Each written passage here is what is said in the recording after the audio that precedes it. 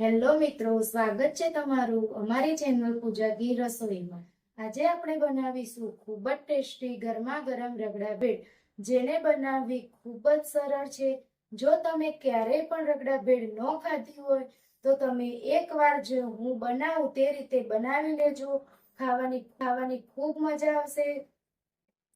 વટાણા મેં પલાળીને લીધા છે। મેં 2 વાટકીના માપથી વટાણા પલાળ્યા હતા। જે વ્હાઈટ વટાણા મળે તે લેવાના છે। 5 થી 7 કલાક પલાળી દેવાના છે। પછી એમાં જે પલાળેલું પાણી હોય તે કાઢીને ચોખ્ખા પાણીથી 2 થી 3 વાર સાફ કરી લેવાના। તે પાણી કાઢીને પછી આપણે બાફવા મૂકવાના છે। કુકરમાં આપણે વટાણાને બાફવા માટે મૂકી દઈશું।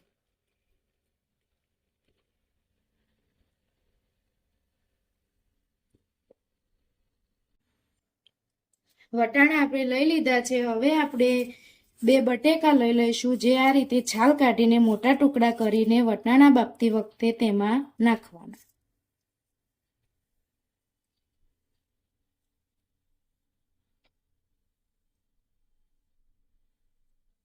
બટેકાને આ રીતે મોટા ટુકડામાં કટ કરીને બાફવા માટે તેની સાથે લઈ લઈશું।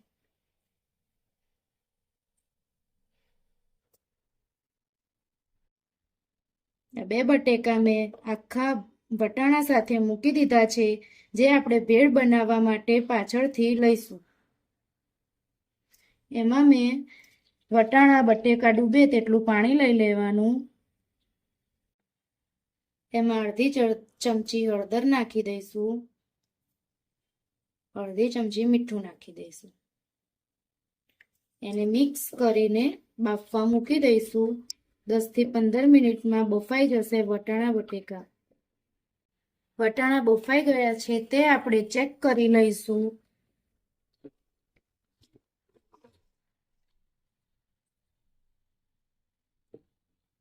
વટાણા બફાઈ ગયા છે।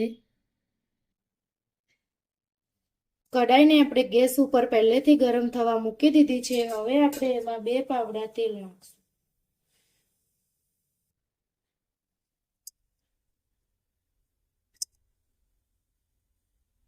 તેલ ગરમ થઈ ગયું છે। એમાં જીરું નાખશું, હિંગ નાખશું, તીખા મરચા છે લવિંગિયા તે નાખશું,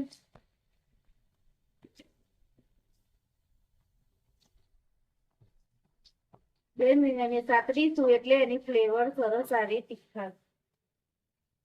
પછી એમાં 1 ડુંગળી નાખશું, જે મેં ઝીણી કટિંગ કરીને લીધી છે।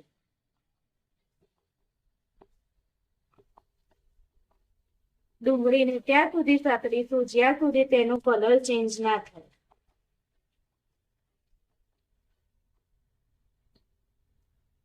ડુંગળીનો કલર ચેન્જ થઈ ગયો છે। હવે એમાં આપણે આદુ મરચાની પેસ્ટ નાખશું અને લસણની પણ।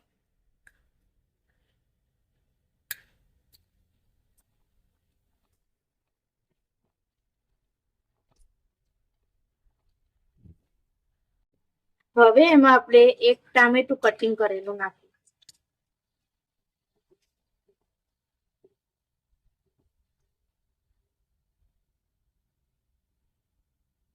એમાં અડધી ચમચી હળદર નાખશું ને થોડુંક મીઠું નાખશું, જેથી ટામેટા સોફ્ટ થઈ જાય।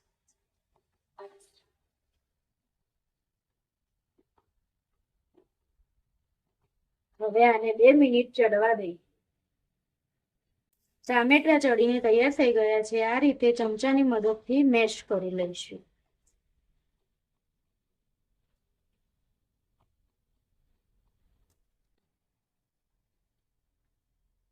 હવે આપણે અડધી ચમચી મરચું નાખશું, અડધી ચમચી ધાણા જીરું નાખશું। આપણે રેગ્યુલર જ મસાલા કર્યા છે, કોઈ વધુ મસાલો બહારનો કર્યો નથી।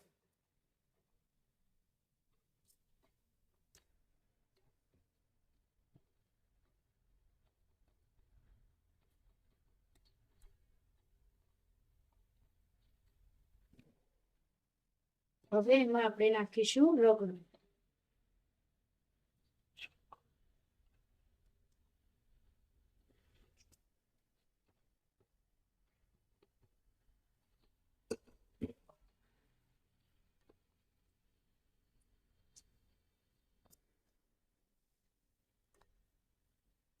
રગડો વધારે થીક છે તેથી આપણે એમાં પાણી નાખશું.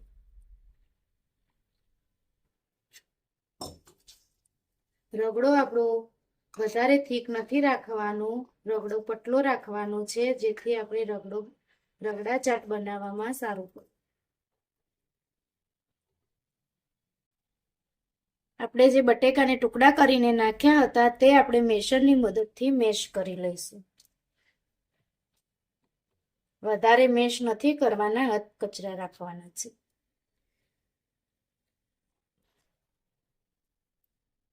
રગડો આ રીતે પતલો હોવો જોઈએ આપણો, જોઈ શકો છો. હવે એમાં આપણે નાખીએ ગરમ મસાલો. એમાં નાખશું અડધું લીંબુ. લીંબુ વધારે નથી નાખવાનું, વધારે ખટાશ આવી જાય તો રગડાનો ટેસ્ટ સારો નહીં આવે, એટલે લીંબુ અડધું જ નાખવાનું.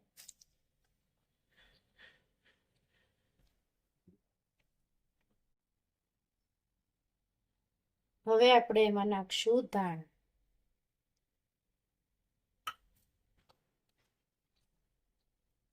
રગડો બનીને તૈયાર થઈ ગયો છે, જોઈ શકો છો મિત્રો, આપણો રગડો તૈયાર છે.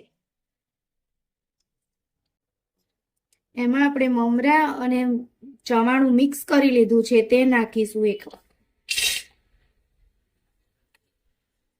તળેલા પૌવા છે તે નાખીશું.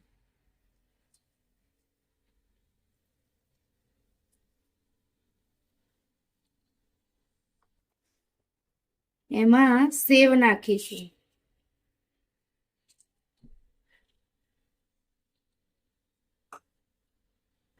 બટેકા નાખીશું, જે આપણે 2 બટેકા આખા બાફ્યા હતા વટાણા સાથે તે.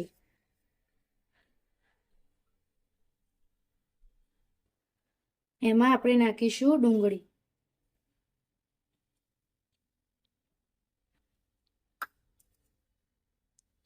એમાં નાખીશું ટામેટા.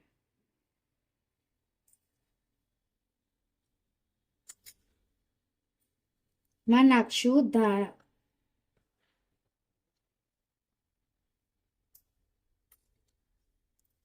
હવે એમાં નાખીશું લસણની ચટણી.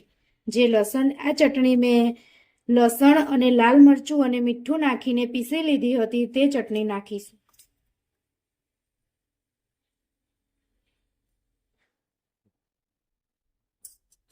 હવે આ બધું આપણે મિક્સ કરી લઈશું, તેથી એમાં લસણની ચટણીની ફ્લેવર સરસ બેસી જાય.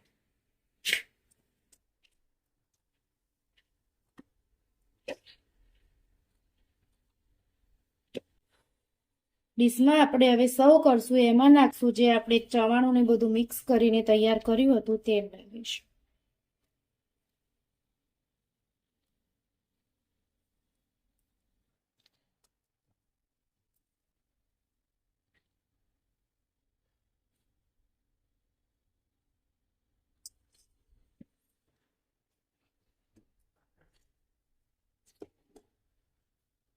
હવે એની ઉપર આપણે ગરમા ગરમ રગડો નાખશું. આ રગડો ગરમ ગરમ ખાવાની જ મજા આવે છે, તેથી આને ગરમ ગરમ સર્વ કરશું.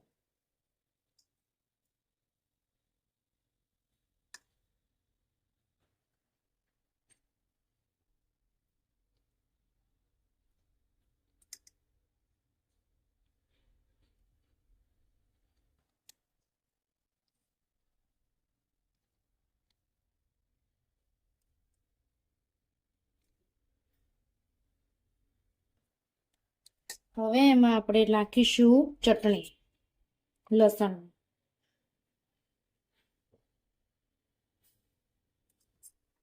ખજૂર આંબલીની ચટણી છે તે નાખીશ.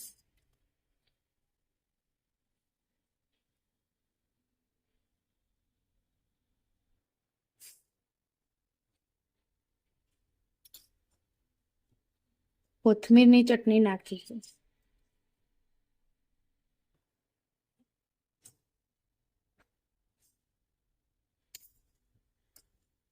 એમાં ડુંગળી નાખશું, ટામેટા નાખશું.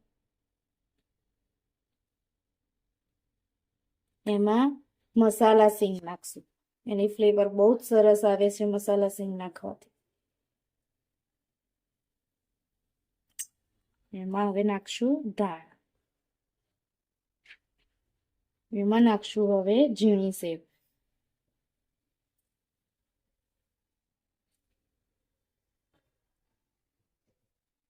આપણું રગડા ભેળ બનીને તૈયાર થઈ ગઈ છે. આપણી ગરમા ગરમ રગડા ભેળ બનીને તૈયાર થઈ ગઈ છે. જો તમે અમારા આવા ને આવા બીજા વિડીયો જોવા માંગતા હોય તો અમારી ચેનલ પૂજા કી રસોઈ કો લાઈક કરો, શેર કરો, સબસ્ક્રાઈબ કરો.